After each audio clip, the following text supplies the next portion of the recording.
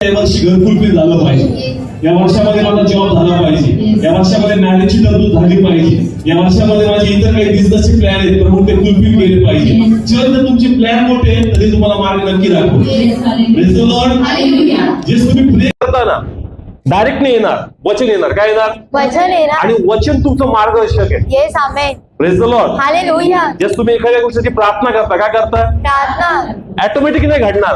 पहिले वचन येतं. काय येतं? वचन आणि येतं. तुम्ही वचन आत्मसात करता ते वचन तुम्हाला आशीर्वादाकडे घेऊन जातं. Yes amen. Praise the Lord. Hallelujah. म्हणून ज्या तुमच्या प्रार्थना आहेत त्या देवाने ऐकल्यात, येस. पण देव तुम्हाला काय देईल? वचन देईल. वचन देईल. आणि ज्याला वचन समजल तो आशीर्वादाकडे जाणार. Yes amen. Praise the Lord. Hallelujah. फक्त आपलं एक वर्ड होतं, ब्रीथ वाक्य कोणतं?